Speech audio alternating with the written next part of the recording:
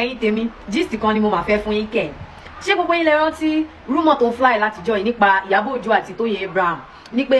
àwọn méjèèjì wọn ò jọ sí mọ́ wọn ò jọ ṣe mọ́ kò sí relationship láàrin wọn mọ́ ever since nǹkan tó ṣẹlẹ̀ nígbà premiere The Return of Arinzo yẹn ti ṣẹlẹ̀ nípa kíkí kò ṣe kíkí táwọn èèyàn sọ pé ó dà pé róòlù tí àti Ìyábọ̀ play bẹ́ẹ̀ ni ò jẹ́ káwọn méjèèjì jọ sí mọ́ then tẹ́ bá rántí movie premiere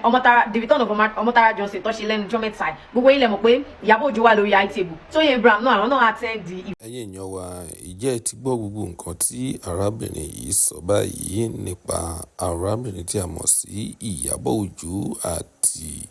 arábìnrin tí a mọ̀ sí Tóyìn Abraham. Ẹ mọ̀ pé awuyewuye ti ń lọ lọ́tùn lósì wípé ó fẹ́ parí ìjà pẹ̀lú LIZZY ANJORIN àti arábìnrin yìí èyí Tóyìn Abraham. Awuyewuye ọ̀hún ló tún fa ọ̀rọ̀ tí arábìnrin yìí tí ó tún sọ o.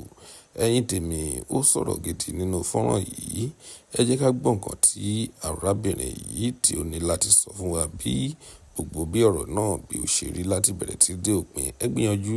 láti wo fọ́nrán yìí ó ti yá. Event yẹn ṣé gbogbo yín lẹ rántí náà. So àwárí any clip níbi tí bóyá àwọn méjì jọ wà papọ̀ ni o bóyá fídíò tiẹ̀ kọ́ mistakenly gbé wọn ni o àbí bóyá kíra wọn àbí anything kò sí any clip tó jọ bẹ́ẹ̀ báwọn èèyàn ṣe bẹ̀rẹ̀ nìyẹn àwọn fans IY sexy àtàwọn fans Tóyìn Abraham bó ṣe bẹ̀rẹ̀ sí speculate nìyẹn pé àwọn méjèèjì ò jọ sí mọ́ ṣáàrí pé wọn kíra ni àwọn méjì lọ́jọ́ wà ní event yẹn àwọn kíra wọn ṣe anything bla bla bla. Ẹ̀yin tèmi mo ní kí n gbé gist wá fún yín ní pé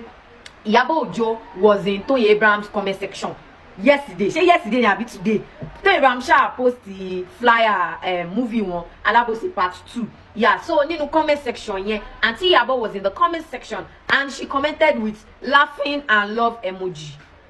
Yeah, Tóyìn Abraham on the other hand àti Tóyìn àwọn náà dẹ̀ respond pẹ̀lú love emoji. So ẹ̀yin tèmi gist yẹn ni mo ní kí n gbé wá fún yín pé kò sí anything láàrin wọn o àárín wọn gúnrégé o kò sí jà tó bá dẹ̀ jẹ́ pé bóyá jà wà tẹ́lẹ̀ ni they are two mature women right so kò sí anything mọ́ o tó bá jẹ́ ìjà wọn tó bá dẹ̀ jẹ́ pé jà wà tẹ́lẹ̀ ni mo ṣe sọ ìjà dópin ogun òsì tán àwọn méjì ti fi maturity fi gbé grandma ni àti Ìyábọ̀ àti Tóyìn on the other hand she's a sweet soul. Two mature great women so there is nothing between the both of them. It's possible that wọn kò bóyá nǹkan tó bóyá àwa ò kàn rí anything or you know they've been busy ẹ̀yin náà rí bí gbogbo bí àti Tóyìn ṣe ju